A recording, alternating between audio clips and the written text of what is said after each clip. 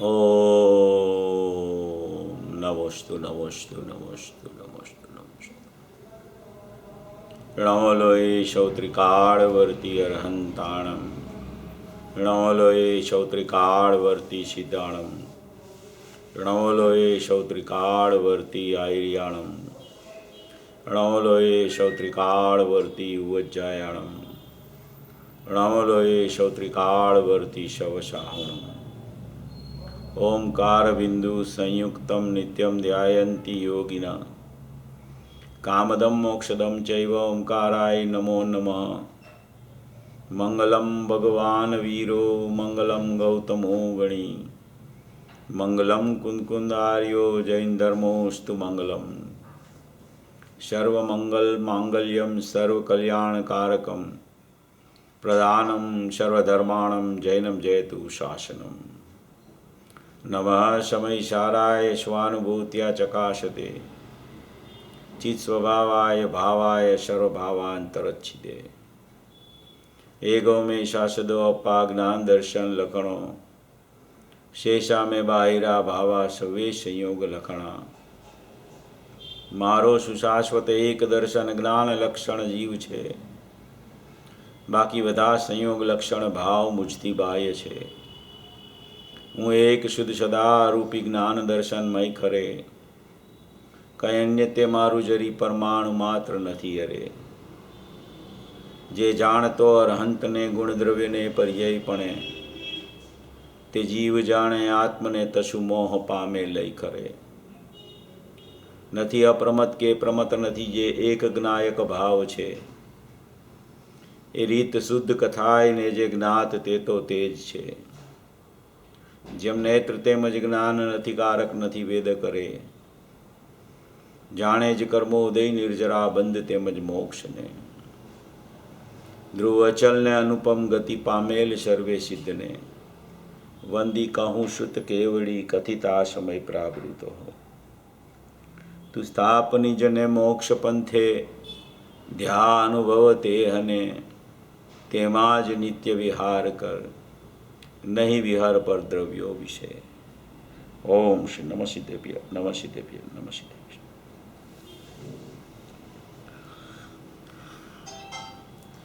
આદરણીય શ્રી લાલચંદભાઈના 23 વર્ષ આજે એમની સમાધિને પૂરા થયા. તેના અનુસંધાનમાં આપણે આજે તેમની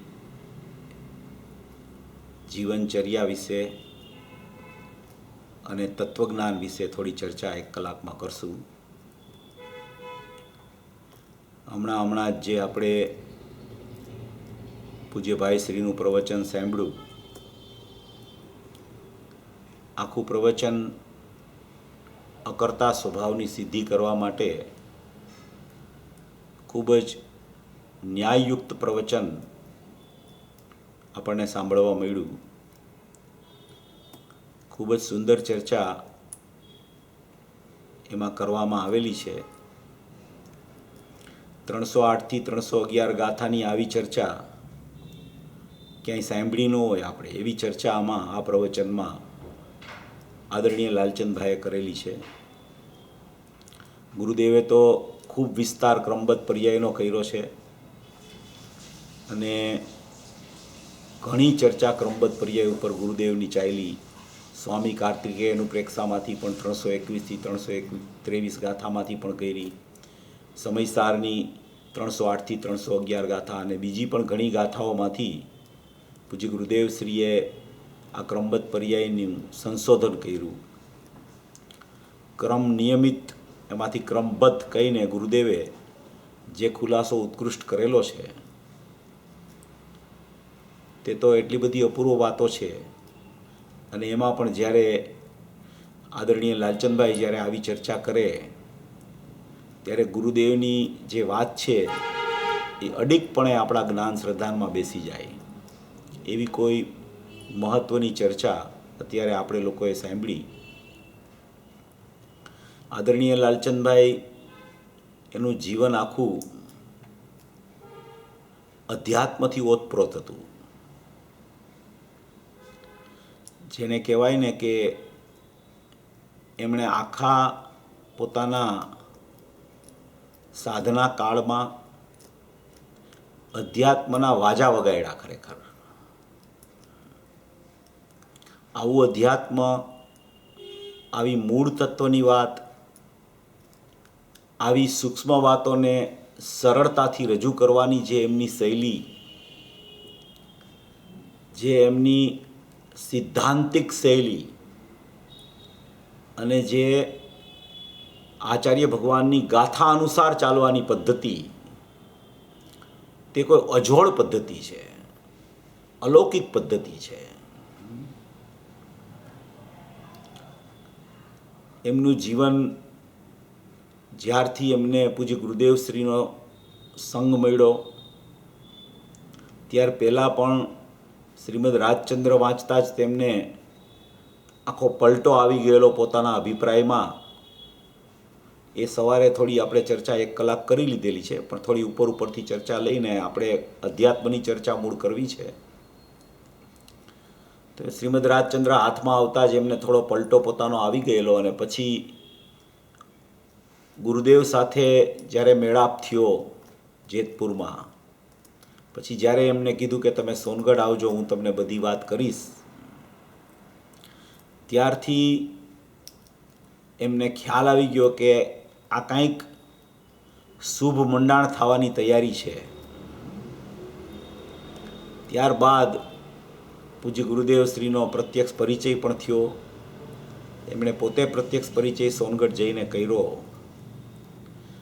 અને પછી એમની આખી જે શૃંખલા ચાલી 40-42 વર્ષ સુધી કન્ટિન્યુઅસ, એ કોઈ ગજબની એમની શૈલી અને ગજબની ભાવ વિભોરતા કરાવી દે. મૂળ તત્વને એકદમ અડગ રીતે રાખી અને આજુબાજુમાં પરિણમનની ચર્ચા એની આવ્યા કરે. એકલી દ્રષ્ટિના વિષયની પણ ચર્ચા ન હોય ને એકલી પરિણામની ચર્ચા પણ ન હોય. દ્રષ્ટિનો વિષય દ્રષ્ટિના વિષયની જગ્યાએ રહીએ અને પરિણામની જગ્યાએ રહીએ, અને છતાંય બેનો સંબંધ હોવા છતાં બેને કરતા કર્મો પણ લાગુ ન પડે એવી શૈલીનું પ્રતિપાદન આદરણીય લાલચંદભાઈ દ્વારા આપણને સાંભળવા મળતું હોય છે. અનેકો પ્રવચનો, અનેક વિષયોના સ્પષ્ટીકરણો. દ્રષ્ટિનો વિષય તો એ જ્યાં જાય ત્યાં મુખ્ય હોય. દ્રષ્ટિના વિષયમાં તો કહેવું જ ન પડે, કારણ કે જેણે પોતે દ્રષ્ટિનો વિષય અનુભવ્યો હોય, જેને પોતાના જ્ઞાન શ્રદ્ધામાં જ્ઞેય અને પ્રતીતિરૂપ દ્રષ્ટિનો વિષય આવી ગયો હોય, એ દ્રષ્ટિના વિષયની વાત પણ કરે અને સાથે સાથે અનુભવ કેવી રીતે થાય એની ચર્ચા પણ કરે. તો એવી કોઈ પવિત્ર અને પુરુષાર્થવાળી શૈલીથી આદરણીય લાલચંદભાઈના આ જીવનની આખી એક યશોગાથા છે. વર્ષો સુધી ગુરુદેવનો પરિચય પણ કર્યો, અને પોતે સ્વતંત્ર શોધક, સ્વતંત્ર વિચારક. એમની શૈલી પ્રથમથી જ સ્વાધીનતાની. ડાયરેક્ટ આચાર્ય ભગવાનના શાસ્ત્રોમાંથી જ રહસ્ય ખોલે પોતે. એવી કોઈ ગજબની શૈલી, અને કોઈ પૂર્વના સંસ્કાર પણ ખરા, પણ વર્તમાનમાં પુરુષાર્થની જાગૃતિ. ઘણી વખત કહેતા હતા, જ્યારે કુંકુદ આચાર્ય દેવનું શાસ્ત્ર હાથમાં આવે અને એના હાથમાં અમૃતચંદ્ર આચાર્યની ટીકા હોય, ત્યારે તો સમજી લ્યો કે સમયસાર ચાલતું હોય કે પ્રવચનસાર ચાલતું હોય, મુખ્યપણે તો સમયસાર જ તે લેતા હતા. ત્યારે એટલા ખીલી ઉઠે અને કોઈ કોઈ વાર તો કહી દે કે અમારે તો અમૃતચંદ્ર આચાર્ય સાથે હોટલાઇન છે, ડાયરેક્ટ કનેક્શન છે અમારે એમની જોડે. એટલે જે અમૃતચંદ્ર આચાર્ય કહેવા માગે છે એ તો અમારા ભાવમાં અંદર ભરેલું છે, એ તો અમારા મિત્ર છે એમ કે. જ્યાં અમૃતચંદ્ર આચાર્ય દેવે પ્રતિભાસ શબ્દ મૂક્યો છે એની ટીકાઓમાં, એ એમણે અલગ તારવી લીધેલો શબ્દ પ્રતિભાસ શબ્દ, અને એની છણાવટ એમના જ્ઞાનમાં ખૂબ હતી. વર્ષો થયા કહેતા હતા, વર્ષો થયા પ્રથમથી જ પ્રતિભાસ 2ના લક્ષ 1નું, વર્ષો થયા કહેતા હતા. પ્રતિભાસ 2ના સ્વ અને પરના, અને લક્ષ 1નું અજ્ઞાન દશામાં પરનું લક્ષ, જ્ઞાન દશામાં સ્વનું લક્ષ. વર્ષોથી એનું સૂત્ર હતું. એટલી મૂળભૂત વાતોનો પરિચય એમના દ્વારા આપણને થયો. એમણે પોતે તો પોતાનું કામ કરી લીધું. સોનગઢ જ્યારે પોતે પૂજ્ય ગુરુદેવ શ્રી પાસે ગુરુદેવનો લાભ લેવા માટે ગયેલા, ત્યારે પૂજ્ય ગુરુદેવ શ્રીને ખ્યાલ આવ્યો કે લાલચંદભાઈ અહીંયા રહેવા માટે આવ્યા છે સોનગઢમાં. ત્યારે પૂજ્ય ગુરુદેવ શ્રીએ સમયસાર પૂરું થયું હતું ને બીજું શાસ્ત્ર ચાલુ થઈ ગયું હતું. થોડા દિવસ થયા હતા, 5-7 દિવસ. અને પૂજ્ય ગુરુદેવ શ્રીએ ફરીથી સમયસાર ચાલુ કરી દીધું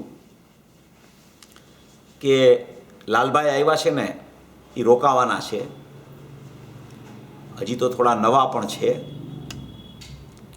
એટલે આપણે સમયસારનો સ્વાધ્યાય કરીએ. એમણે સ્વાધ્યાય સમયસારનો શરૂ કરી દીધો પહેલેથી પૂજ્ય ગુરુદેવશ્રીએ.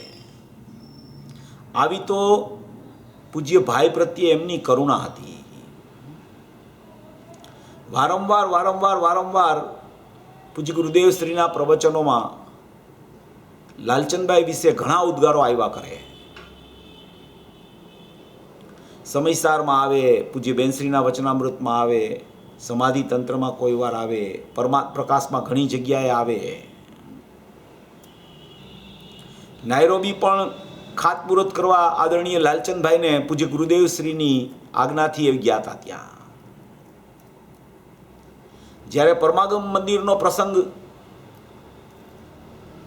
બન્યો, પરમાગમ મંદિર જ્યારે પ્રતિષ્ઠા થવાની હતી, ત્યારે પૂજ્ય ગુરુદેવશ્રીએ તેમને આદેશ આપ્યો લાલચંદભાઈને કે ભગવાનના માતા પિતા લાલચંદભાઈ બનશે. ત્યારે તે કહેતા હતા પૂજ્ય ગુરુદેવશ્રી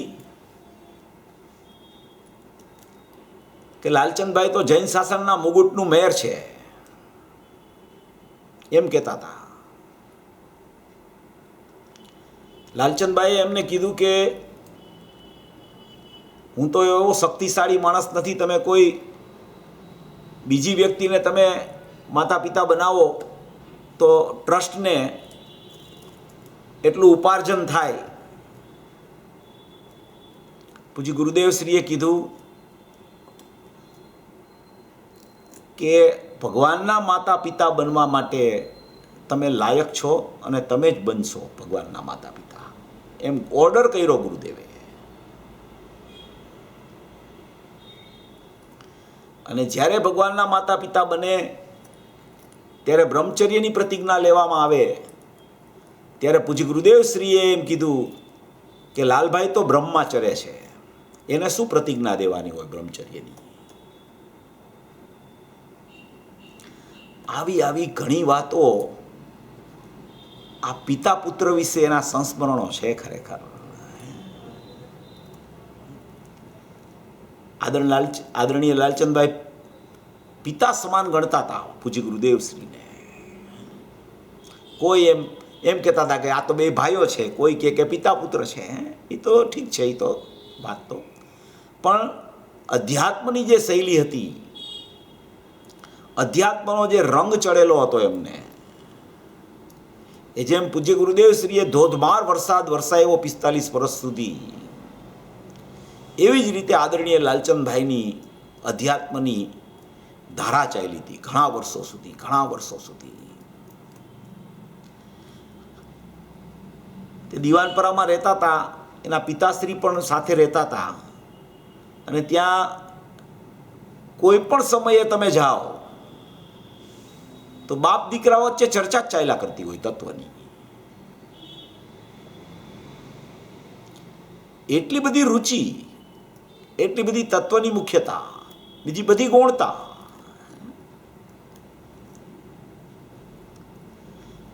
લાલચંદભાઈ તો પોતે સમ્યક દર્શનની પ્રાપ્તિ સોનગઢમાં કરી લીધી હતી શ્રાવણ મહિનામાં 2017માં, છઠ્ઠી ગાથાના નિમિત્તે. ત્યારબાદ 3-3.5 વર્ષ પછી પૂજ્ય ગુરુદેવ શ્રી રાજકોટ પધારેલા, અને આપણું જે મુખ્ય મંદિર છે એની સામે પટ છે, એમાં પૂજ્ય ગુરુદેવ શ્રીના પ્રવચનો કળશ ટીકા ઉપર ચાલુ થયેલા. એ કળશ ટીકાનો પહેલો કળશ ચાલતો હતો કે પરમાં તારું જ્ઞાન નથી અને પરમાં તારું સુખ નથી, તેથી પરને જાણતા તને જ્ઞાન અને સુખ નહીં થાય. તારું જ્ઞાન અને તારું સુખ તારા આત્મામાં છે, તો તારા આત્માને જાણતા તને જ્ઞાન અને સુખની પ્રાપ્તિ થશે. એવો જ્યારે કળશ પૂજ્ય ગુરુદેવ શ્રીના પ્રવચનમાં ચાલતો હતો, ત્યારે લાલચંદભાઈના પિતા શ્રી અમરચંદ બાપુજી હતા. પૂજ્ય ગુરુદેવ શ્રીની સભામાં બેઠા બેઠા સમ્યક દર્શનની પ્રાપ્તિ થઈ એમને.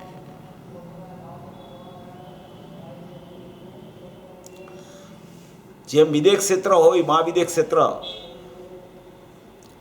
ત્યાં એક કુટુંબમાં 100 માણસો રહેતા હોય. એ 100 માણસમાં 70-80 જણા તો સમ્યક દ્રષ્ટિ હોય.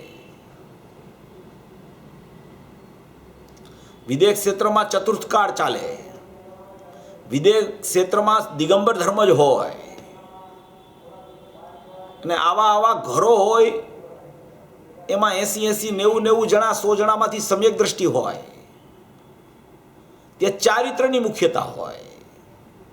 સમ્યક દર્શન તો સેજમાં થઈ જાય.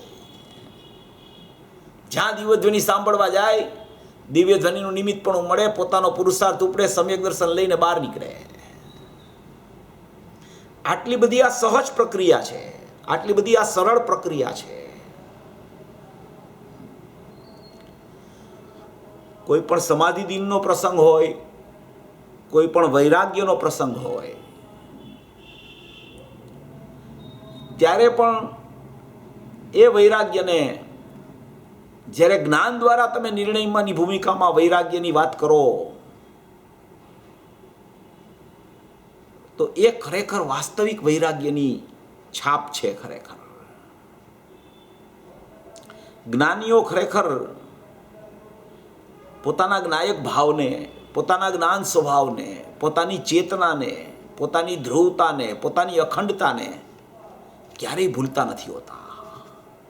નિરંતર તેમાં કેલી કરતા પરિણમતા હોય છે. આવા આદરણીય લાલચંદભાઈ, એમને જ્યારે સોગાનીજીનો પરિચય થયો સોનગઢમાં, તે ત્યાં રહેતા હતા, અને 2018, 19 ને 20ની સાલમાં 3 વર્ષ સોગાનીજીનો પરિચય થયો એમને. ઘણો પરિચય એમની સાથે થયો તેમને. બેયના મત એક, બેયની વાત એક. શરૂઆતમાં જ્યારે સોગાનીજી આવ્યા અને સમ્યક દર્શન પામ્યા, પછી જ્યારે સોગાનીજીની તત્વચર્ચા ચાલતી હતી ત્યાં સોનગઢમાં, ત્યારે એક બીજા વિદ્વાન હતા, એ સાંભળવા જતા હતા સોગાનીજીને. ત્યારે તેમણે આદરણીય લાલચંદભાઈને કીધું કે તમે કેમ સાંભળવા નથી આવતા, તમે આવો ને સાંભળવા. લાલચંદભાઈએ એમ કીધું કે સાંભળવા તો હું જરૂર આવીશ, પણ તમે મને કહો એ વાત શું કરે છે. દ્રષ્ટિનો વિષય તો કહે જ છે, એ તો મને ખબર છે, પણ અનુભવની વાત પણ કરે છે, પર્યાયની ચર્ચા પણ આવે છે કે નથી આવતી? ત્યારે પેલા વિદ્વાને કીધું કે અનુભવની વાત પણ ઘણી કરે છે. પછી ગયા ત્યાં એ સાંભળવા માટે, પછી દોસ્તી થઈ ગઈ એમને. આવા પરીક્ષક આદરણીય લાલચંદભાઈ એટલે એકદમ પરીક્ષા પ્રધાની. ગુરુદેવને અપનાવવામાં પણ એને પરીક્ષા કરી, ત્યાર પછી ગુરુદેવને અપનાવ્યા એમણે. શાસ્ત્રોમાં આવે, આગમમાં ન્યાયથી બધી વાતો આવે, જ્ઞાનીઓ કહેતા હોય કે પરીક્ષા પ્રધાની પણ તું કેળવજે. માત્ર આજ્ઞા પ્રધાની થયો તો અનાદિનું ચાલે છે, એ મિથ્યાત્વ ચાલ્યા જ કરશે, છૂટશે નહીં મિથ્યાત્વ. એવા એવા કોઈ સંસ્મરણો સોગાનીજીના પણ એમની સાથેના ખૂબ છે. જ્યારે દ્રવ્ય દ્રષ્ટિ પ્રકાશની વાત આવેલી, સોગાનીજીની ચર્ચાઓ ખૂબ ચાલતી, અને ચર્ચા કોઈ લખી લેતા હતા, એમાંથી બોલો લખાઈ જતા હતા. અને જ્યારે દ્રવ્ય દ્રષ્ટિ પ્રકાશ બહાર પાડવાનું આવ્યું ત્યારે આખો કળશ લાલચંદભાઈ ઉપર આવ્યો કે તમે આનું બધું સંચાલન કરો અને આ પુસ્તકને બહાર પાડો. ત્યારે આદરણીય લાલચંદભાઈએ સોગાનીજીના દ્રવ્ય દ્રષ્ટિ પ્રકાશ માટે ખૂબ મહેનતને જહેમત કરી અને એ પુસ્તકને પ્રકાશિત કરવા માટે ઘણો એમનો મોટો ફાળો હતો. સાથે શશીભાઈ ભાવનગરવાળા પણ હતા. મુખ્યપણે આદરણીય લાલચંદભાઈ બધું સંભાળતા હતા. જ્યારે પૂજ્ય ગુરુદેવ શ્રીના પ્રવચન રત્નાકર 18મી વખતના 11 ભાગ જ્યારે બહાર પાડવાનું નક્કી થયું, ત્યારે મુંબઈમાં આદરણીય લાલચંદભાઈ ઝવેરી બજારમાં વાંચન કરતા હતા. ઝવેરી બજારમાં એમનું વાંચન ચાલતું હતું અને એમણે એક જાહેરાત કરી કે પૂજ્ય ગુરુદેવ શ્રીના પ્રવચનોને ક્યારેય બહાર નહોતા પડ્યા, અને આપણે સમયસારના પ્રવચનો આ સંકલન કરી અને બહાર પાડવાનો નિર્ણય લીધો છે. અને અમદાવાદવાળા રમણ મામા એનું સંકલન કરશે એવી જ્યારે એમણે ઘોષણા કરી મંદિરમાં, ત્યારે એવી સ્કીમ કાઢેલી કે ચાંદીની વસ્તુઓ આપવામાં આવે, ચાંદી આપવામાં આવે. તો ચાંદીનો ઢગલો થઈ ગયો ત્યાં લાલચંદભાઈ બોલ્યા ત્યાં.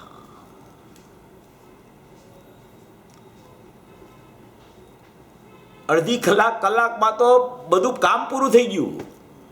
આટલી તો તેમની પ્રતિષ્ઠા હતી. વાણીમાં ખૂબ મીઠાશ, ગંભીરતા ખૂબ, ન્યાયયુક્ત વાત કરવાના આગ્રહી, સિદ્ધાંતનિષ્ઠ, સિદ્ધાંત તોડે નહીં ક્યાંય કોઈ વસ્તુમાં, સિદ્ધાંતમાં પારંગતતા એમની, અને મૂળ વાતને વળગીને જ ખરેખર એનું પ્રતિપાદન આવ્યા કરે. ક્યાંય મૂળ વાતથી ચલિત થઈને કોઈ દ્રષ્ટાંતોમાં ચાલ્યા જાય ને કોઈ બીજા વિષયો ઉપર ચાલ્યા જાય ને કોઈ ગાથા કાંઈ ચાલતી હોય ને બીજી ગાથાને ઉમેર્યા કરે, એમાં બિલકુલ એવી પદ્ધતિ નહીં. એકદમ એમની વાણી ચાલતી હોય તો પોણી કલાક કે કલાક ચાલે તો શ્રોતા એટલો બધો સંતોષાઈને ઊભો થાય કે એને એમ થાય કે કાંઈક હું લઈને આજે જાઉં છું અહીંથી. એવી કોઈ અધ્યાત્મ મૂર્તિ, એવું કોઈ એનું તત્વ પીરસવાની શૈલી એવી.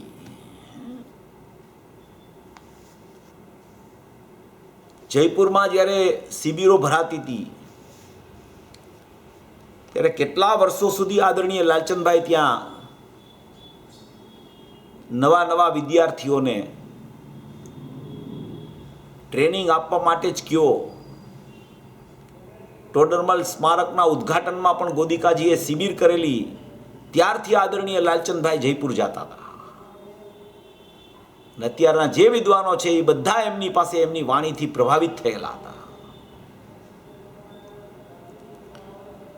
વર્ષો સુધી જયપુરના વિદ્યાર્થીઓ કહેતા કે રહિત પૂર્વક સહિતની રમતવાળા લાલચંદભાઈ આવી ગયા છે. જાણનારો જણાય છે કેવાવાળા લાલચંદભાઈ આવી ગયા છે.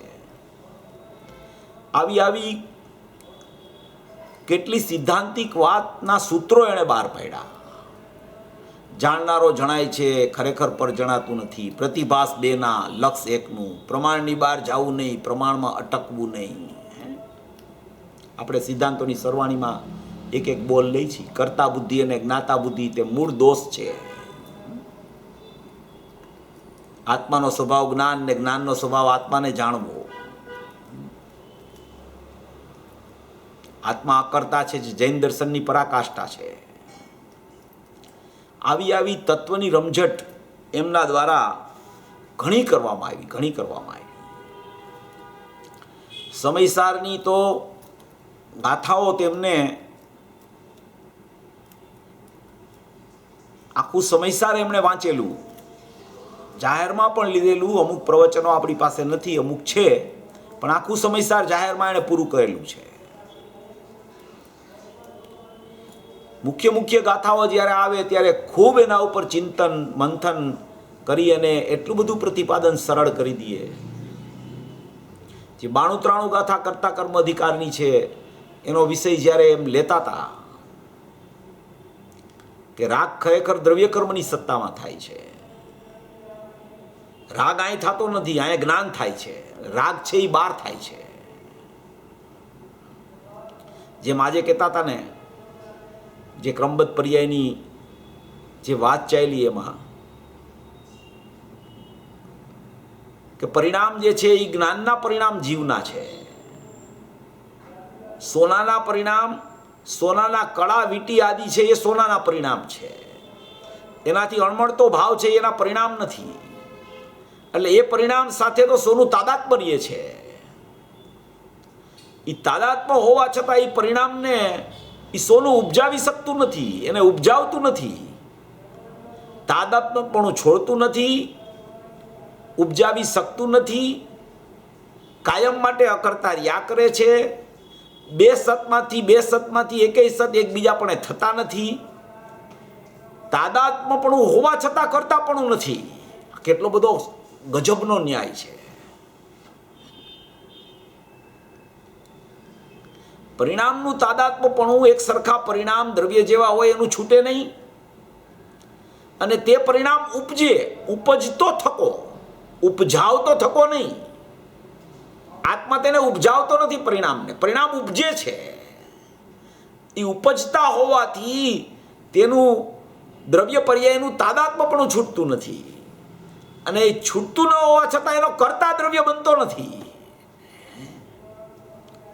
કેટલી અદ્ભુત ચર્ચા છે.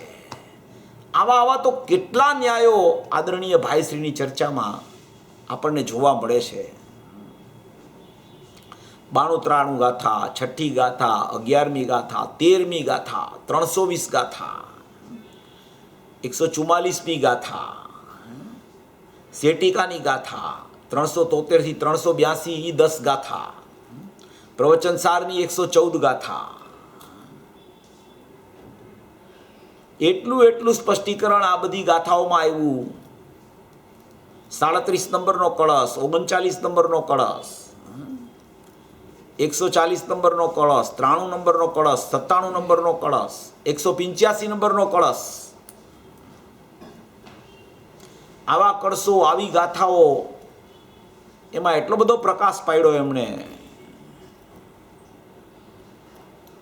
કે જૈન જગતના જે અમૂલ્ય અને અલૌકિક સિદ્ધાંતો છે તે ખરેખર આપણને એણે પીરસી અને આગમના સારભૂત અધ્યાત્મ આપણને આપી દીધું.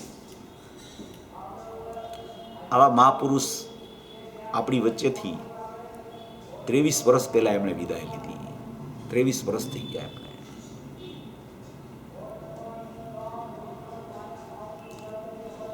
છેલ્લે સુધી એમની અધ્યાત્મની ધૂન ચાલતી હતી. છેલ્લે હોસ્પિટલમાં હતા ત્યારે પણ કોઈ ગાથા ત્યાં સંભળાવવામાં આવતી હતી તો પોતે જ કહેવા માંડતા હતા કે આમ જ છે, આમ જ છે, આમ જ છે. છેલ્લે ઘરે લઈ આવ્યા હતા એમને. ને રાત્રે 1:20 વાગે એમનું દેહ પરિવર્તન થયેલું ઘરમાં જ. તેમણે તો કીધેલું કે હું અમારા દેહ છે, આ દેહ એ કુટુંબીઓને કીધું કે હું તમને સોંપી દઉં છું, તમારે હવે જે કરવું એ કરો. એમણે કીધું નથી મને હોસ્પિટલમાં લઈ જાવ એમ. એ તો પોતાના સ્વરૂપમાં ગુપ્ત રહેતા હતા.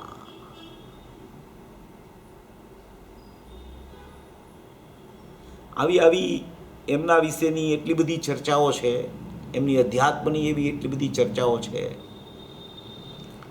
સમ્યક એકાંતની વાત કરે એની સાથે સમ્યક અનેકાંતને સિદ્ધ કરે, સ્યાદવાદને સિદ્ધ કરે.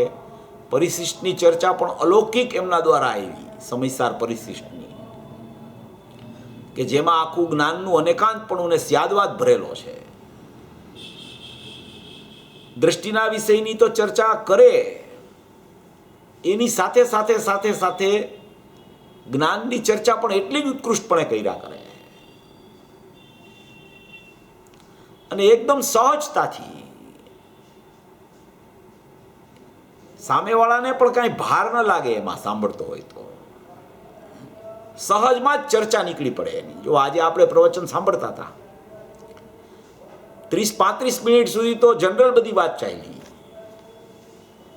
પણ પછી જે ચર્ચા ચાલુ થઈ છેલ્લી 20-25 મિનિટમાં, એમાં ગજબના ન્યાયો ખોલી નાખ્યા એમણે.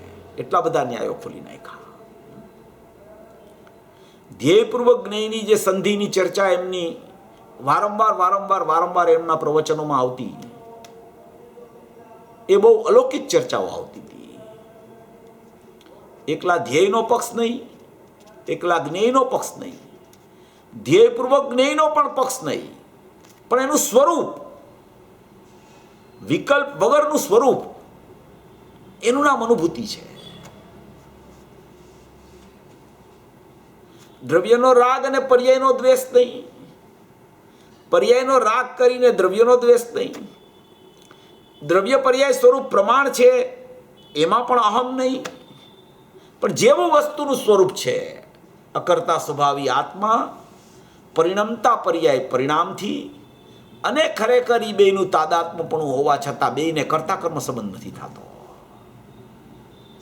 આવું અકર્તાપણું ત્રિકાળી દ્રવ્યનું રહેલું છે. આવો અકર્તા સ્વભાવ કે કદી કરતા બનતો નથી, સદાય જ્ઞાતાર્ય છે. ક્યારેય કોઈ પરિણામનો કરતા જીવ બનતો નથી. પરિણામથી થયા કરે છે, ચાહે કોઈ વિભાવના પરિણામ હો, કે ચાહે સ્વભાવના પરિણામ હો, કે ચાહે સામાન્ય જ્ઞાનના પરિણામ હો. પ્રત્યેક સમયે આત્મા જ્ઞાનપણે પરિણમ્યા કરે છે. પરિણમન વગરનો આત્મા નથી હોતો, અને જ્યાં પરિણમન છે ત્યાં અપરિણામી હોય છે. એવી કોઈ અદ્ભુત શૈલી એમની. ન્યાય ક્યાંય તૂટે નહીં, સિદ્ધાંત ક્યાંય તૂટે નહીં, અકર્તાપણું છૂટે નહીં, કરતા કદી તે બને નહીં, સતપણું બેયનું સ્વયં રહ્યા કરે. એક સત્તા અને એક સતને બીજું સત કરી ન શકે, એટલી સ્વતંત્રતા છે. તાદાત્મ્ય પરિણામ સાથે અપરિણામી હોય એટલે પરિણામનો કરતા એને બનવું જ પડે, અને અકર્તાપણું એને છોડવું જ પડે, એવો નિયમ નથી.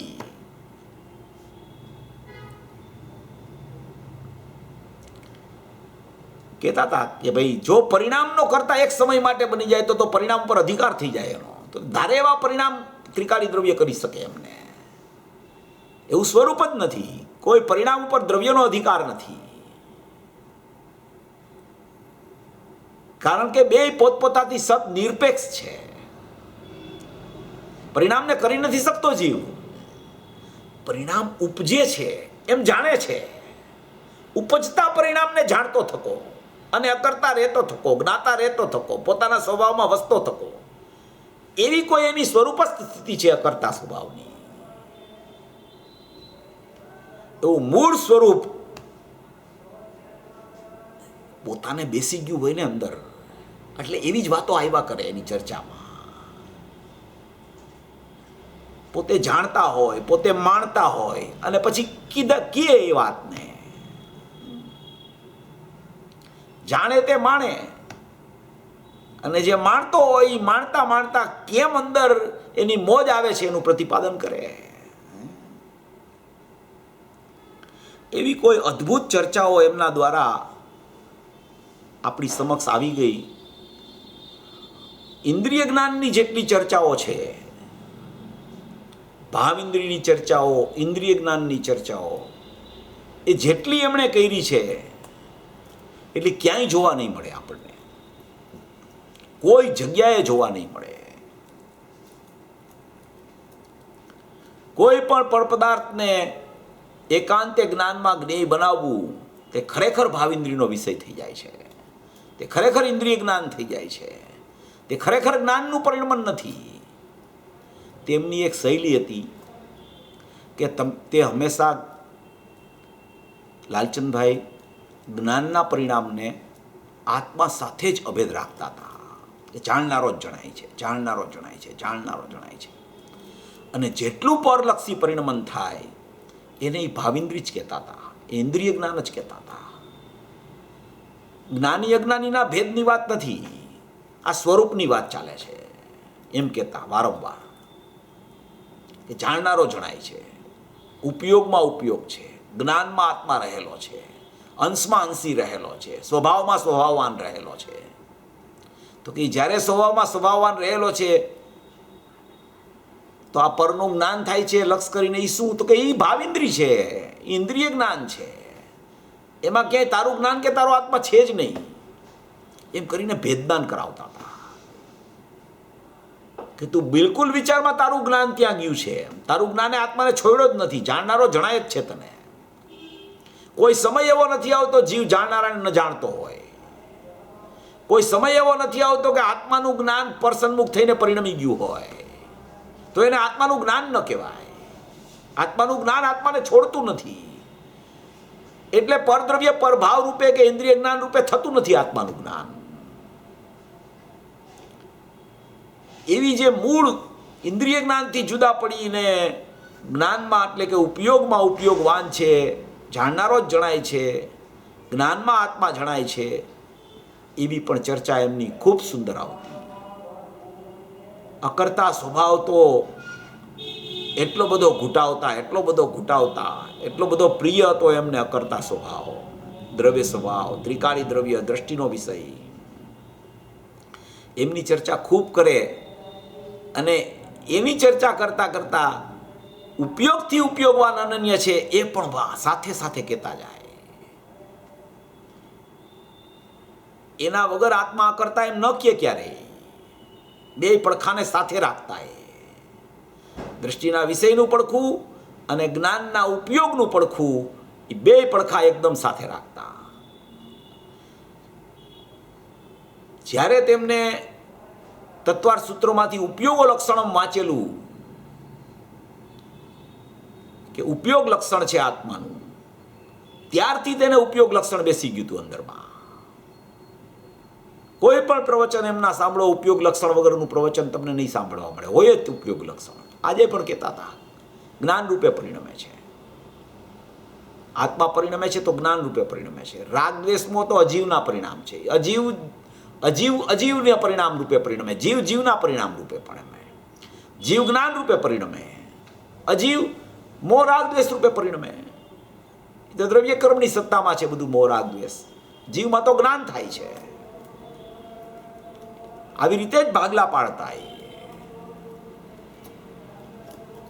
જેને પોતાની પર્યાયમાં રાગ ન દેખાતો હોય, જેને પોતાની પર્યાયમાં જ્ઞાન દેખાતું હોય, એને પરિણમન પણ જ્ઞાનમય જ હોય. અને રાગનું પરિણમન પોતાનું ભાષે જ નહીં, કારણ કે ત્યાંથી નિષેધ કરીને તો જ્ઞાનના પરિણમનમાં આવ્યા હોય. એટલી બધી ચર્ચાઓ છે કે આપણે ચર્ચા કરતાં કરતાં કરતાં કરતાં ટાઈમ ક્યાં ચાલ્યો જાય એ ખબર ન પડે. એવી બધી મુખ્ય ચર્ચાઓ એમણે કરેલી છે. પંચાધ્યાયના એટલા પ્રવચનો કર્યા. પંચાધ્યાય, જે પંચાધ્યાય શાસ્ત્ર તો ખરેખર ક્યાંય વાંચનમાં ચાલતું પણ નથી. નય ચક્ર ઉપર એટલા પ્રવચન કર્યા એમણે. નિશ્ચય નહીં ઉપનયથી રહિત છે. એમાં તો એમ આવ્યું છે કે વ્યવહારનો પ્રતિપાદક છે એ તો સમયસારમાં આવ્યું. નૈ ચક્રમાં એમ આવ્યું કે પરમાર્થનો પ્રતિપાદક છે. એવી એવી ચર્ચા શાસ્ત્રોમાંથી કાઢી અને આપણી સમક્ષ આપી. એમણે કહેતા હતા કે આ પૂજ્ય ગુરુદેવશ્રીને પાનું આપવાનું હતું ચર્ચા કરવા માટે, પણ એ રહી ગયું ન દેવાનું, અને પછી એવો કોઈ કાળ ન આવ્યો એમ ચર્ચાનો. ઘણા ટાઈમથી એમની ભાવના એવી પણ હતી કે એક વખત દ્રવ્ય દ્રષ્ટિ પ્રકાશ પૂજ્ય ગુરુદેવશ્રીના શ્રીમુખે વંચાઈ જાય જાહેરમાં તો સારું. જેમ બેનશ્રીના વચનામૃત વંચાણું એમ દ્રવ્ય દ્રષ્ટિ પ્રકાશ પણ જો એક વખત વંચાઈ જાય તો બહુ સારું. એમ એવી ભાવના એમની ખૂબ રહેતી હતી, પણ એનો કાળ ન આવ્યો. પણ એમણે પોતે આખું દ્રવ્ય દ્રષ્ટિ પ્રકાશ અહીંયા રાજકોટમાં લઈ લીધેલું. પણ આપણા એવા ભાગ્ય નહીં કે આપણી પાસે એની કેસેટો છે. આખું દ્રવ્ય દ્રષ્ટિ પ્રકાશ લીધું છે એમણે અહીંયા. એમાં પણ બધા વિષયોની છણાવટ, જ્યાં જે વિષય જે રીતે સોગાનીજીને સિદ્ધ કરવો હોય એ રીતે એમણે સિદ્ધિ કરેલી એમની દ્રવ્ય દ્રષ્ટિ પ્રકાશની. દ્રષ્ટિનો વિષય હોય તો દ્રષ્ટિના વિષયની સિદ્ધિ, અનુભવની વાત હોય તો અનુભવની સિદ્ધિ, બધી સિદ્ધિ કરે. જ્ઞાનીનું લક્ષણ છે આ. જ્ઞાનીનું લક્ષણ શું? કોઈ પણ વિષય એની સામે શાસ્ત્રમાં આવે કે કોઈ પણ વિષય એની સામે આવ્યો હોય, પૂરેપૂરી છણાવટ એની કરે. એ જ ખરેખર જ્ઞાની હોય. જ્ઞાની એને જ કહેવાય. એવા આ જ્ઞાની ધર્માત્મા, એમના વિશે આપણે જેટલું કહીએ એટલું ઓછું છે. એટલી બધી ચર્ચાઓ એમના દ્વારા આપણી પાસે આવી ગઈ છે, અને ઘણા વિષયો એમણે પોતે ખોલેલા છે. સમયસારની પણ ઘણી ગાથાઓ આપણને ખબર છે કે આ સેટિકાની ગાથા, પછી ભાવબંધની પરાકાષ્ઠાવાળી બંધ અધિકારની ગાથા, તેમાંથી પણ એમને તત્વજ્ઞાન કાઢ્યું કે અધ્યવસાન કેવી રીતે થઈ જાય છે. પરને હું કરું છું, પરને હું મારી શકું છું, પરને હું જીવાડી શકું છું, એવું અધ્યવસાનના કાળે પણ તારી જ્ઞપ્તિ ક્રિયામાં જ્ઞાયક જીવંત રહી ગયો છે. એ ક્રિયાનો પરલક્ષી ભાવ તને નડતો નથી. તારી જ્ઞપ્તિ ક્રિયાને, બે ક્રિયા જુદી છે. જ્ઞપ્તિ ક્રિયા ને કરોતી ક્રિયા જુદી જુદી કામ કરતી હોય છે. જ્ઞપ્તિ ક્રિયા જાણવાનું કામ કરે છે, કરોતી ક્રિયા કરવાનું કામ કરે છે. એ કરવા પણ પૂદગલમાં ચાલ્યા કરે છે, અને જાણવા પણ જ્ઞાનની પર્યાયમાં ચાલ્યા કરે છે. જ્ઞાયકનું બે ભાગલા છે.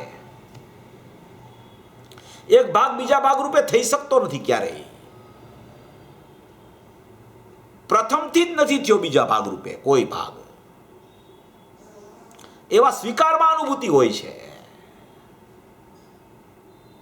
અહીંયા રાગ થઈ ગયો છે અને રાગને હવે જુદો પાડવો છે, અને એ રાગને જુદો પાડીશ ત્યારે મારે જ્ઞાન ખ્યાલમાં આવશે. ને એ બધું વ્યવહારથી હોય. પ્રમાણનું દ્રવ્ય સિદ્ધ કરવા બધી ચર્ચાઓ આવે. મૂળ વાત ઉપર તમે જ્યારે જાઓ ત્યારે કોઈ પણ પરિણામ હોય એ દ્રવ્ય જેવા પરિણામ હોય એને જ ખરેખર તે દ્રવ્યના પરિણામ કહેવામાં આવે. તે પરિણામ દ્રવ્યથી જુદા પડે એ પરિણામ દ્રવ્યના ન હોઈ શકે. તે પરિણામ જેના જેવા હોય તેના પરિણામ હોય. પૂદગલ જેવા હોય તો પૂદગલના પરિણામ હોય. જ્ઞાન જીવ જેવા પરિણામ છે તો એ જીવના પરિણામ કહેવાય. એટલે અનાદિથી જ્ઞાન રૂપે પરિણમે છે આત્મા. પરિણમન જોવું હોય તો જ્ઞાન રૂપે પરિણમે છે, બાકી તો અપરિણામી છે, બાકી તો અકર્તા સ્વભાવી છે. પણ જે આ ચર્ચા ચાલતી હતી ને હમણાં કે તાદાત્મપણું હોવા છતાં કરતા બનતો નથી આત્મા, એ ગજબની વાત છે. આવી વાત તો સાંભળી ન હોય કોઈએ, સાંભળવા પણ મળે નહીં આવી વાત. સ્વજાતિના પરિણામ હોય એની સાથે જ આત્મા તાદાત્મ થાય. અને એ આત્મા એની સાથે તાદાત્મ્ય હોય તો વિજાતિના પરિણામ તો નિયમથી એના ન હોય, અને એ વિજાતિના પરિણામ એના ન હોય ને સ્વજાતિના પરિણામ એના હોય તો સ્વજાતિના પરિણામ સાથે તાદાત્મ્ય હોવા છતાં આત્મા તે પરિણામનો કરતા ન બને. અમે તો એવું સાંભળ્યું છે, કર્તા પરિણામી દ્રવ્ય કર્મરૂપ પરિણામ ક્રિયા પર્યાય કી ફેરની વસ્તુ એક ત્રય નામ. એ છે બધું, પણ આત્મા તો જ્ઞાન રૂપે પરિણમે છે, પરિણમે તો બીજા કોઈ રૂપે પરિણમતો નથી. અને પરિણમનના કાળે પણ એ જ્ઞાન પરિણામનો કરતા બનતો નથી, અકર્તા પણ છોડતો નથી. એ મૂળ વાત આ પ્રવચનમાં ખૂબ સુંદર રીતે આ સિદ્ધ કરવામાં આવી. એટલી બધી સુંદર ચર્ચા આ વસ્તુની આવી ગઈ છે કુદરતી. ઘણી વાતો એવી હોય છે કે પ્રસંગને અનુરૂપ પ્રવચન આવી જતું હોય છે. જો આજનું પ્રવચન હતું એમાં એમની પોતાના સ્થાનકવાસીના ગુરુની ચર્ચા આવી, ગુરુદેવની પણ ચર્ચા ઘણી આવી, પોતે કેવી રીતે ત્યાંથી નીકળી ગયા એની ચર્ચા પણ આવી, એના ગુરુ એને લઈ જાય નહીં એના માટે એના માતુશ્રીએ કેવી રીતે વાત કરી એ પણ ચર્ચાઓ આવી. એટલે પ્રસંગને અનુરૂપ કુદરતી વાત આવી જાય, કુદરતી છે આ એક. અને અકર્તા સ્વભાવનું બળ જ્ઞાનીને કેવું હોય છે, અને સાથે સાથે એ અકર્તા સ્વભાવના બળની સાથે સાથે જ્ઞાન પરિણમન હોવા છતાં એ જ્ઞાન પરિણમનનો કરતા આત્મા બનતો નથી, એવો અકર્તા આત્મા રહી જાય છે. એ કેવી મહત્વની વાત છે. એવી ઘણી ચર્ચાઓ આજે આપણે સાંભળી, અને એટલા વિષયો સામાન્ય વિશેષની ચર્ચા આવી, અને એમાં તાદાત્મ્યપણું કેવી રીતે હોય એની પણ ચર્ચા ખૂબ સુંદર રીતે આવી. આવી કોઈ આદરણીય લાલચંદભાઈની શૈલીથી તો આપણે હવે બધા લોકો ઘણા પરિચિત છીએ, અને એમની વાત પણ એવી જ હોય છે કે એમનો પરિચય જે કરે તે પછી એમનો પરિચય છોડતો પણ નથી. તો એવી ઘણી ચર્ચાઓ એમના દ્વારા આપણને મળી છે. એમનું સાહિત્ય પણ ઘણું બહાર પડી ગયું છે, અને એ ખરેખર એટલી બધી સંપત્તિ આપણા માટે મૂકીને ગયા છે. પોતાની સંપત્તિ પોતે લઈ ગયા છે, પણ એ સંપત્તિ અક્ષરદેહ રૂપે આપણી પાસે મૂકીને પણ ગયા છે કે જેનાથી તે જેવી રીતે પરિણમ્યા હતા તે રીતે દરેક જીવ પરિણમી શકે એવી કોઈ ખરેખર વિદ્યા અને એવી કોઈ લક્ષ્મી અહીંયા મૂકીને ગયા છે. તો એમણે જે રીતે પોતાનું કામ કર્યું, પોતાનો વિષય જે રીતે એમણે પકડી લીધો, અને એ પકડ્યા પછી ક્યારેય એ વિષય એમના જ્ઞાનમાંથી છૂટ્યો તો નહીં પણ ઓઝલ પણ ન થયો. એટલું બધું પરિણમન એનું નિરંતર એ રીતે ચાલતું હતું.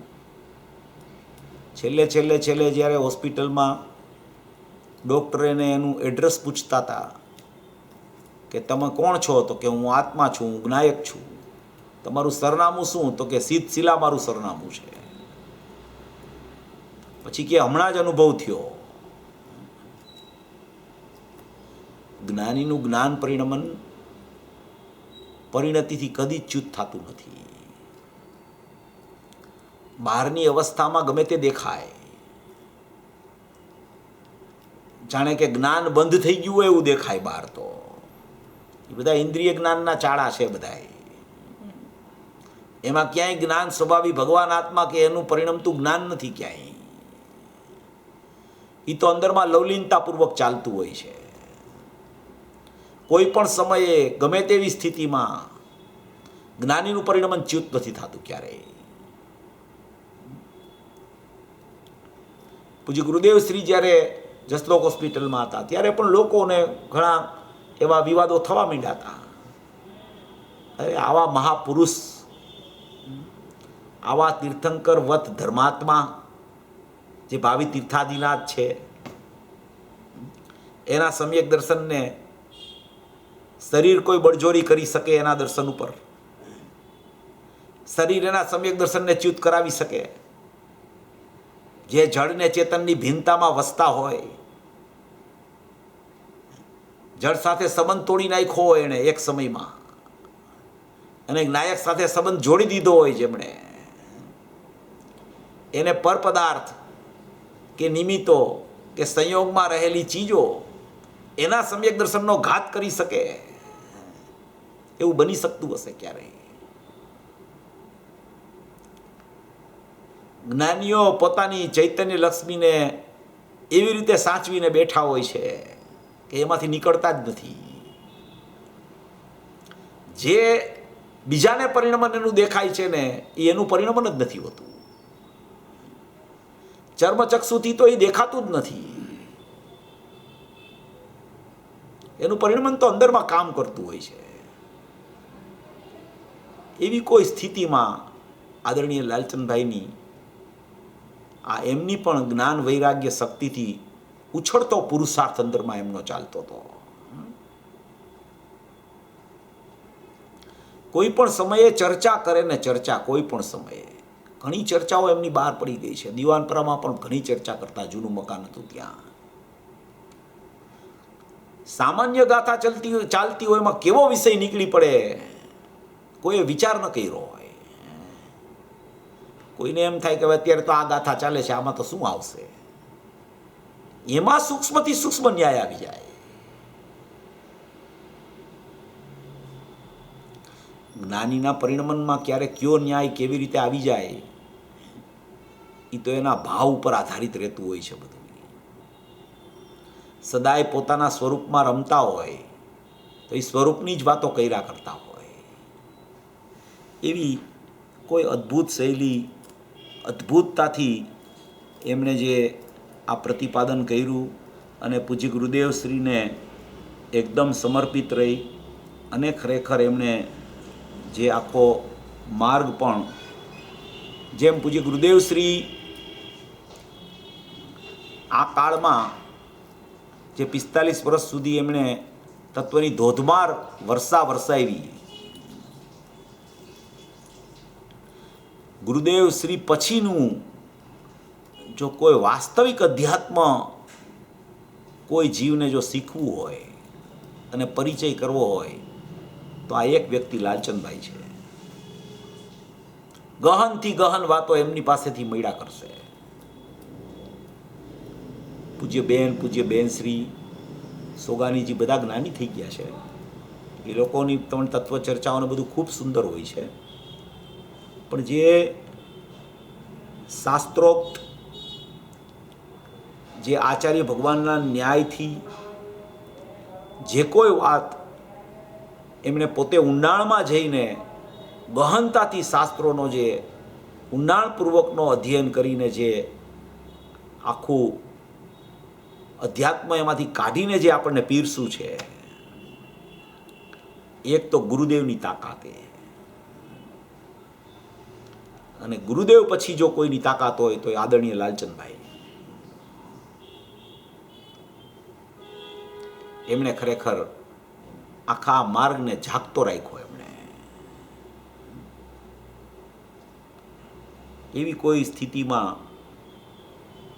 એમને ઘણા પુરુષાર્થપૂર્વક ગિરનાર વારંવાર જાય, દેવલાલી ચાલુ કરવામાં એમનો મોટો ફાળો, જયપુરમાં પણ એમનો મોટો ફાળો, રાજકોટમાં ખૂબ કેટલા વર્ષો સુધી સ્વાધ્યાય કરાવ્યો, રાજકોટની પાઠશાળામાં વ્યવસ્થિત ચાલુ કરવામાં એમનો ખૂબ મોટો ફાળો. એ ઘણી જગ્યાએ જ્યાં તમે જોવો ત્યાં લાલચંદભાઈની ખૂબ પ્રભાવનામાં એમનો મોટો ફાળો લાલચંદભાઈનો રહેતો હતો. એવા મહાપુરુષ, એવા ખરેખર ધ્રુવના ધણી એવા આદરણીય લાલચંદભાઈ, એમને 23 વર્ષ થઈ ગયા આપણી વચ્ચેથી અહીંથી ગયા. એને જેમને પ્રત્યક્ષ પરિચય હોય એમને તો આ બધી વાત અને આ પ્રસંગો આમ તરવરતા હોય. એને ખરેખર એવા તરવૈરા કરે. છેલ્લે કલકત્તાનો પ્રોગ્રામ થઈ ગયો 1996માં. બહુ મહત્વની શિબિર થઈ ત્યાં, સ્વપર પ્રકાશક ઉપર જ શિબિર ચાલી. મંદિર નહોતું આપણું, ત્યાં મંદિરની જગ્યા લેવાઈ ગઈ ને પછી મંદિર પણ બની ગયું. આદરણીય યુગલ કિશોરજી બાબુજી અને આદરણીય લાલચંદભાઈ 2 વક્તાની ખૂબ શિબિર, મહત્વની શિબિર ચાલી ત્યાં 1996માં. છેલ્લે 98માં તો એમનું પરિવર્તન, દેહ પરિવર્તન થઈ ગયું. 96માં આ શિબિર ચાલી. આ બધા બનાવો જે જીવે ખરેખર પ્રત્યક્ષ જોયા હોય એમને તો આમ નજર સમક્ષ તરવરતું દેખાય બધું. ઓહો હો, કેટલા બનાવો બની ગયા છે. મારે લગભગ 7-7.5 વર્ષ તો એમનો પ્રત્યક્ષ પરિચય હતો છેલ્લે સુધી. તત્વજ્ઞાન હું એમની પાસેથી જ શીખો. ગુરુદેવને કેમ સાંભળવા એ મને એમણે શીખડાવ્યું કે આ મહાપુરુષ છે, એમને તમે સાંભળો. ચારેય પડખાનું તમારે જ્ઞાન કરવું હોય તો ગુરુદેવ સિવાય તમને કોઈ નહીં કરાવી શકે. જૈન દર્શનમાં પારંગતતા મેળવવી હોય તો ગુરુદેવ સિવાય કોઈ નહીં કરાવી શકે. એવું કહેનારા પુરુષ આ હતા. ગુરુદેવ પ્રત્યે એટલી સમર્પણતા, એટલી સમર્પિતતા, ભાગ્યે જ કોઈ જીવમાં આવી સમર્પિતતા જોવા મળે. એક જ્ઞાની હોય છે એ જ બીજા જ્ઞાનીને વાસ્તવિકપણે ઓળખી શકે છે. એને જ ખબર હોય છે કે જ્ઞાનીનું જ્ઞાનપણું શું કહેવાય. એવી ઘણી વાતો છે, ઘણી ચર્ચાઓ છે. આવા સ્વરૂપના સાધક, નિરંતરપણે સ્વરૂપમાં રહેનારા આવા આદરણીય લાલચંદભાઈ એ હવે આપણી વચ્ચે નથી, પણ આપણને ઘણું આપી ગયા છે. ઘણી વસ્તુઓમાં આપણને તેની પાસેથી ઘણું શીખવા મળે છે. એમની ચર્ચાઓ પણ જે મૂળ વિષયો ઉપર આવે છે એ ઘણી સુંદર હોય છે. એટલે આપણે તો એવી બધા ભાવના ભાવીએ આવા પ્રસંગ ઉપર કે જેટલું એ અધ્યાત્મ આપણને આપીને ગયા છે એ જીવંત અધ્યાત્મ આપણી પાસે છે. અને એ અધ્યાત્મ વારંવાર આપણે ઘૂંટી આપણા સ્વરૂપની પ્રાપ્તિ આપને કેમ થાય આપણને, અને ક્ષણ માત્ર પણ પ્રમાદ ન કરીને તેમણે સિદ્ધાંતો જે બતાવેલા છે એ એક સિદ્ધાંતોને આપણા જ્ઞાન શ્રદ્ધાનમાં વણી લઈ અને જ્યારે આપણે આવો પુરુષાર્થ જ્યારે ચાલુ કરશું ત્યારે પુરુષાર્થનો પિંડ ભગવાન આત્મા છે તે આપણી દ્રષ્ટિમાં અને જ્ઞાનમાં સ્થપાઈ જશે. આવા આદરણીય લાલચંદભાઈને આપણે સર્વે એમના આ 23 વર્ષ પૂરા થયા તેમને શ્રદ્ધાંજલિ અર્પણ કરી અને તેમના ચરણોમાં વંદન કરી અને આજની આપણી આ સભા આપણે પૂરી કરીએ છીએ. જય જીનેન્દ્ર. જય જીનેન્દ્ર ચેતનભાઈ. અમે પણ બધા મુમુક્ષુ અમેરિકાના 23મી પુણ્યતિથિએ પ્રસંગે શ્રદ્ધાંજલિમાં જોડાઈએ છીએ અને અમારી શ્રદ્ધાંજલિ અર્પણ કરીએ છીએ. પ્રશ્નોત્તરનો ટાઈમ છે 15 મિનિટ, 10-15 મિનિટ. ના, મને એમ લાગે છે હવે પ્રશ્નોત્તરનું આજે ન રાખીએ આપણે. હા, કારણ કે હવે આમાં તો આ પ્રોગ્રામમાં બહુ પ્રશ્નોત્તરનું તો નહીં ચાલે, પણ પ્રશ્નોત્તર એટલે લાલચંદભાઈ વિશે કાંઈ પૂછવું હોય તો પૂછી શકે એવું કાંઈ આપણે રાખીએ. એવું કાંઈ જાણવું હોય તો. એવું જ પૂછ્યું હતું. એમના સમ્યક દર્શન વિશે તમે જે ગાથા 6 ની વાત કરી ને, હા, થોડું વિસ્તારથી જરા માહિતી વાળવાની ઈચ્છા છે. અને એમને 13મી ગાથા પણ બહુ જ પ્રિય હતી અને 13મી ગાથા પણ કદાચ નિમિત્ત થઈ હોય. ના, એમને 6ઠ્ઠી ગાથા નિમિત્ત થઈ અને 6ઠ્ઠી ગાથા નિમિત્ત થઈ એમાં એવી રીતે નિમિત્ત થઈ કે એમણે જ્યારે એ સોનગઢમાં 2017ની સાલમાં શ્રાવણ મહિનામાં એ ત્યાં હતા સોનગઢમાં, ત્યારે એમણે હવે નિમિત્તપણે તો જે કાંઈ હોય બહાર એની કોઈ ચર્ચા નથી, પણ બહારમાં જે જ્ઞેય છે એ જ્ઞેય નથી જણાતું અને મને જાણનાર જણાય છે. બસ આવો ભાવ એને થોડોક ચાલવા માંડ્યો અને એ ચાલતા એમની પરિણતિ સદુપયોગ રૂપે પરિણમી ગઈ અને એને આત્મદર્શનની પ્રાપ્તિ થઈ ગઈ. એ એમને પોતે કીધેલી વાત છે આ. અને મેં પણ પૂછેલું અને ઘણા જીવોએ એમને પૂછેલું કે આ શ્રાવણ મહિનામાં કઈ તિથિ કઈ તારીખ એવું કાંઈ હોય તો અમને કહો. પણ એ કહેતા હતા કે ના, એ કાંઈ નહીં, શ્રાવણ મહિનો બરાબર છે. અને 2017માં થયું મને એમ કહેતા હતા.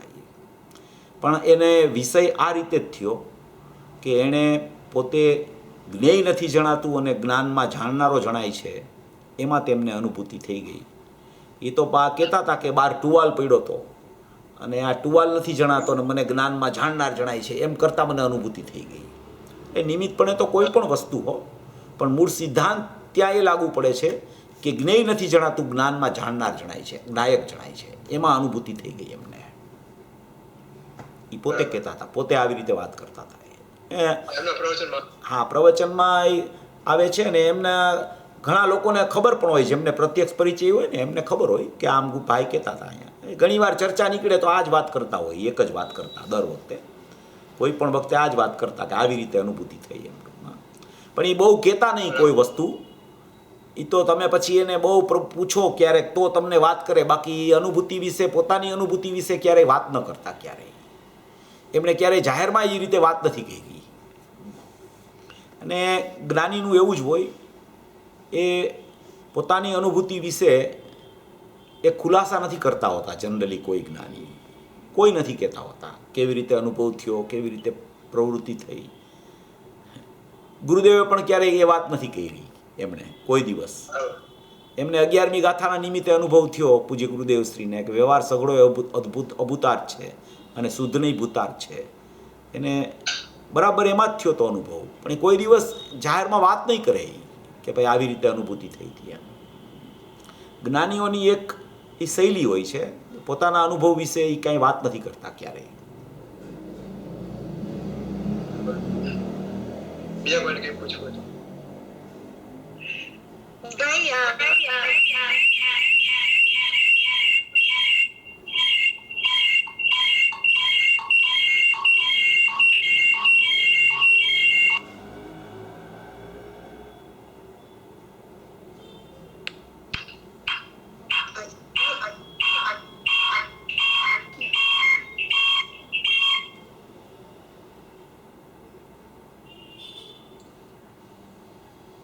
જરા પણ આવ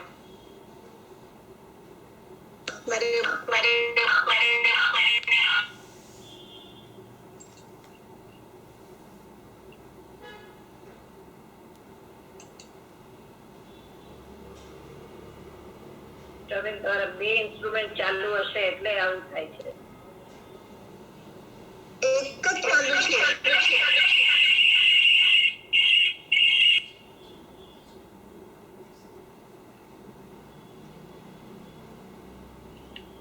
એક સવાલ થાય છે. આપણે કહેતા હતા કે ભાઈ પરીક્ષા પ્રધાન હતા અને ગુરુદેવ પણ પરીક્ષા તો પછી ગુરુદેવના તો એમણે ત્યારે તો સમયસર ને કઈ એટલે કેવી રીતે એમણે પરીક્ષા પ્રધાન એટલે સોગાનીજીમાં તો ખબર પડી કે ગુરુદેવને સાંભળતા હતા, અનુભવ થયો એટલે અનુભવની વાત કરી છે કે નિશ્ચયની તો ખ્યાલ આવે એટલે ગુરુદેવ વખતે એટલે એમને પરીક્ષા પ્રધાની એટલે એમણે પહેલાં તો ગુરુને પસંદ કરવામાં પરીક્ષા કરેલી એમણે, એમ કહેવાનો આશય છે. એક તો એમની સામે ગુરુદેવ હતા અને એક બીજા દિગંબરના એક પ્રખ્યાત જેને કહેવાય એવા એક દિગંબરના હતા મુખ્યપણે. તો એમણે દિગંબરના જે મુખ્ય વ્યક્તિ હતા એમને 19 પ્રશ્ન પૂછેલા. એ 19 પ્રશ્ન એમણે પોતે કાઢેલા અને પોતે પૂછેલા એમણે. અને એ 19 પ્રશ્નોમાં એમને એમની પાસેથી સંતોષ ન થયો અને ગુરુદેવ પાસે એમને આ બધા પ્રકારનો સંતોષ થયો એટલે એમણે ગુરુદેવને અપનાવી લીધા. ગુરુ અપનાવવામાં પરીક્ષા કરી હતી એમણે કે ખરેખર સાચા ગુરુ તરીકે કોનો સ્વીકાર કરવો. કારણ કે દિગંબર આમનાઈમાં એક પ્રસિદ્ધ વ્યક્તિ એવી હતી કે જેને આખી અમૃતચંદ્ર આચાર્યની સંસ્કૃત ટીકા મોઢે હતી. એવા જીવ પાસે જઈને એમણે 19 પ્રશ્ન પૂછેલા, છતાં એમને સંતોષ ન થયો અને ગુરુદેવથી એમને સંતોષ થયો એટલે એમણે પરીક્ષા કરીને ગુરુને પ્રમાણિત કર્યા અને જ્યારે ગુરુને પરીક્ષા કરીને પ્રમાણિત કોઈ જીવ કરે પછી ગુરુ કહે ને એ બધું સાચું, પછી એમાં એ વિકલ્પ જ ન કરે કાંઈ. આ મારા ગુરુ છે. રામજી બાપુજી તો એમ કહેતા હતા, ઘણાએ સાંભળ્યું હશે કે ગુરુદેવ જો લગ્ન કરે ને તો હું એની જાનમાં જાઉં ને હું અણવર બનું કે. આમ રામજી બાપુજી કહેતા હતા. એટલે સમર્પિતતાની વાત છે. ગુરુદેવ કાંઈ લગ્ન કરવાના ન હોય કે એને કાંઈ જાનમાં જવાનું ન હોય, પણ સમર્પિતતા આવી થઈ જાય જીવની કે ગુરુ કહે એટલે ખલાસ, પછી બીજી કોઈ વાત નહીં. એમ લાલચંદભાઈએ આવી રીતે પૂજ્ય ગુરુદેવશ્રીને એવી રીતે એણે પરીક્ષા કરીને નિર્ણય કર્યો કે આ જ ગુરુ છે, એ વાસ્તવિક ગુરુ કહેવાય.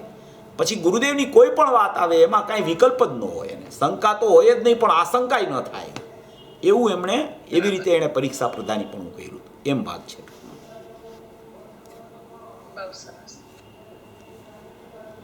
આજના કાળમાં એવું લાગે છે ગુરુદેવ ગયા પછી કે જેમ શ્રીમદજી કહેતા હતા ને કે દિગંબરના આચાર્યોના કથનોથી વસ્તુ સ્વરૂપ સમજી શકાય છે.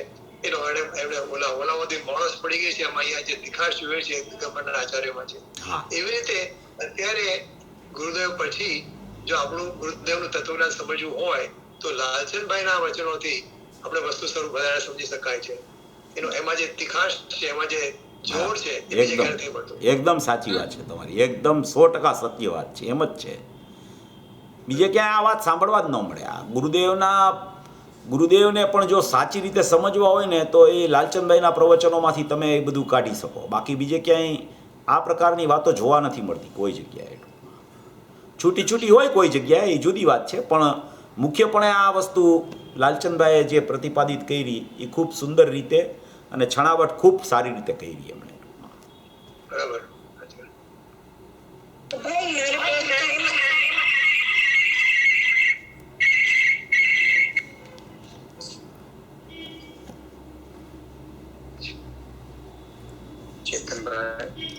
हाँ बोलो. हाँ, वो ये गुरु की प्रत्यक्षता के संबंध में कुछ कमेंट कर सकते हैं कि हम लोगों के लिए कैसे रेलिवेंट होती है, उसकी रिक्वायरमेंट. जैसे श्रीमद जी ने भी बताया, सब लोग बताते हैं प्रत्यक्षता, तो उसके बारे में क्या कमेंट करेंगे? प्रत्यक्षता माने भी प्रत्यक्ष गुरु मतलब प्रत्यक्ष का क्या मतलब, वही तो मैं पूछ रहा हूँ. लाइव ह्यूमन बीइंग गुरु से मिलना जरूरी है, या प्रत्यक्षता का मतलब अभी गुरुदेव की वाणी है वो भी हमारे लिए प्रत्यक्ष है? हाँ, इसमें ऐसा होता है, इसमें ऐसा नियम है कि समझ लो कि एक बार तो उसको ज्ञानी गुरु का योग हुआ हो तो ही वो सम्यक दर्शन का अधिकारी हो सकता है. अभी यहाँ पंचम काल में अपन आए, अभी ये अपनी पर्याय है. उस समय में कोई ज्ञानी, प्रत्यक्ष ज्ञानी का कोई योग अपने को नहीं हुआ है और अपने पास तो गुरुदेव की वाणी है, तो कोई पूर्व भव में भी अपन ने प्रत्यक्ष ज्ञानी का योग किया हो तो भी ये वाणी अपने को निमित्त पड़ सकती है.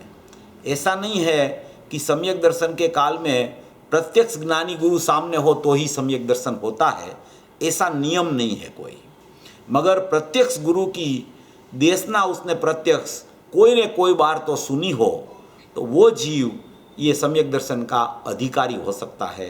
इसलिए अभी कोई प्रत्यक्ष ज्ञानी गुरु न भी हो तो भी ऐसा नहीं है कि कोई जीव सम्यक दर्शन नहीं प्राप्त कर सकता है, क्योंकि पूर्व में भी उसने सुना होता है, ज्ञानी की वाणी प्रत्यक्ष भी उसने सुनी होती है, तो वो संस्कार भी अंदर रहते हैं और वो ये भव में भी जो ये वाणी सुनता है तो उसको ख्याल में अपने स्वरूप की बात आ जाती है और स्वरूप का अनुसंधान करके वो अपना सम्यक दर्शन ज्ञान चारित्राणी मोक्ष मार्ग की प्राप्ति कर सकता है जीव. ऐसा वो निसर्गज. हाँ, वो तो निसर्गज ही है. हाँ, ओके, थैंक यू. सम्यक दर्शन हमेशा निसर्गज ही होता है. अधिगमज और निसर्गज दो प्रकार है. अधिगम में निमित्त की अपेक्षा आती है, पर निमित्त की अपेक्षा में भी होता है तो निरपेक्ष अपने से है.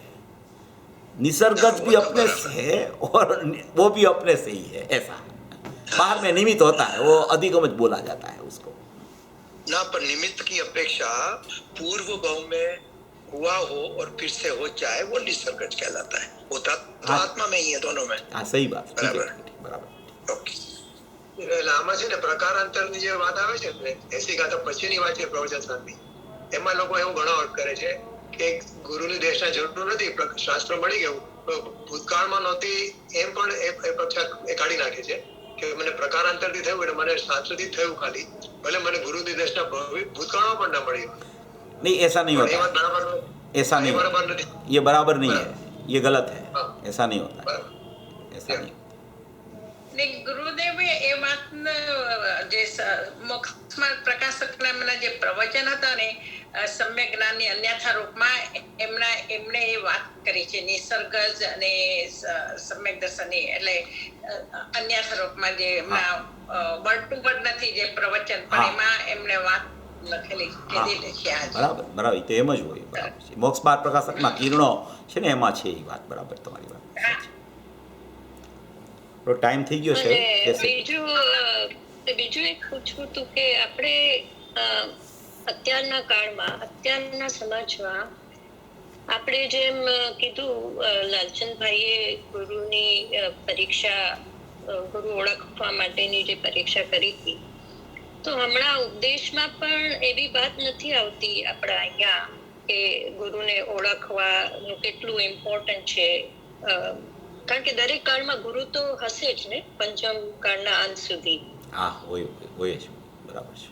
હા, તો અત્યારે એવી કોઈ મુખ્યતા લાગતી નથી એવું લાગે છે કે ગુરુને ઓળખવાનું આપણને. એટલે એમાં શું છે કે એમાં અત્યારે તો ગુરુદેવનો પરિચય બધાને ઘણો થઈ ગયો ને, એટલે એ બધા એને ગુરુ માને જ છે, એટલે એ પ્રકારનો કાંઈ વિચાર બહુ કોઈ ન કરતું હોય, કારણ કે ગુરુદેવ તો પ્રમાણ પુરુષ છે, એટલે એમાં તો ત્યાં કોઈને પછી બહુ પરીક્ષા કરવાનો પ્રકાર એવો કોઈને ન ચાલતો હોય, કારણ કે ગુરુદેવ તો એમનું તો બધું નક્કી થઈ ગયું છે, પોતે તીર્થંકર થવાના છે, પોતે સમ્યક દર્શનથી વિભૂષિત હતા, આત્મજ્ઞાની હતા, એટલે એમની દેશનામાં તો બધી વાત એકદમ સમ્યક પ્રકારે આવી છે, એટલે એમને ગુરુ તરીકે સ્થાપના જ્યારે જીવે કરી દીધી હોય તો પછી બીજી જગ્યાએ કાંઈ પરીક્ષા કરવાનો કંઈ પ્રશ્ન ઉપસ્થિત અત્યારે થાય એવું નથી, એટલે એ વાતો ન આવતી હોય. એ ઠીક છે તમારી વાત, પણ એવું એટલે કોઈ વિચાર ન કરતા હોય એવી રીતે.